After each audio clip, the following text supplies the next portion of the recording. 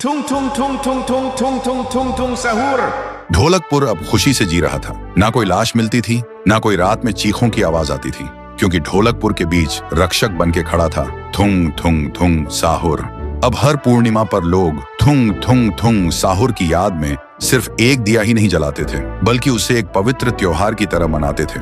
लेकिन एक पूर्णिमा की रात जब ढोलकपुर रोशनी से जगमगा रहा था, सब लोग त्योहार मना रहे थे, तो दूर शांतिपुर में गुड़िया तांडव मचा रही थी।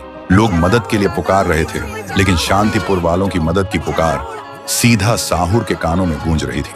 पुकार सुनते ही थुंग थुंग थुंग साहुर तुरंत सूखे पेड़ से बाहर निकला और ढोलकपुर वालों से कहा, मुझे जाना होगा, तुम सब त्योहार मनाते रहो, मैं जल्दी लौटूंगा। और अगले ही पल वह अंधेरे को चीरते हुए शांतिपुर की तरफ निकल पड़ा। लेकिन साहुर के जाने के बाद ढोलकपुर अचानक अजीब सी खामोशी में डूब गया। सब लोग अपने अपने घरों में जाकर सो गए, लेकिन उन्हें यह नहीं पता था कि ढोलकपुर की सीमा पर गहरे अंधेरे में एक साया खड़ा था, जो गांव को घूर रहा था और धीरे से फुसफुसा रहा था, अब शिकार शुरू।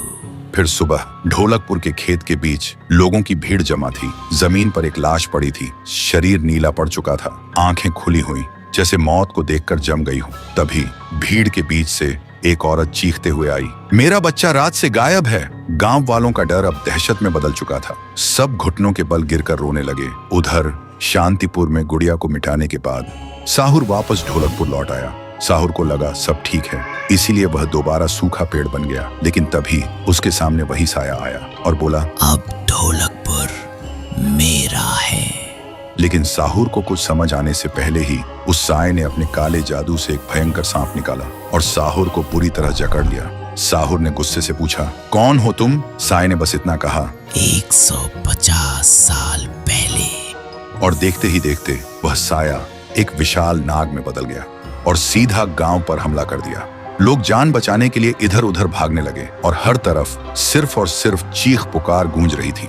साहुर बस चुपचाप देख रहा था। वह कुछ नहीं कर पा रहा था, क्योंकि वह बुरी तरह फंसा हुआ था। लेकिन उधर गांव के कुछ लोग अपनी जान बचाकर महाराज रायस्टर के पास पहुंचे और रो रो कर गांव की घटनाओं के बारे में बताते हैं। यह सुनते ही महाराज सन्न रह जाते हैं। तो दोस्तों, क्या इस बार महाराज रायस्टर ढोलकपुर को बचा पाएंगे?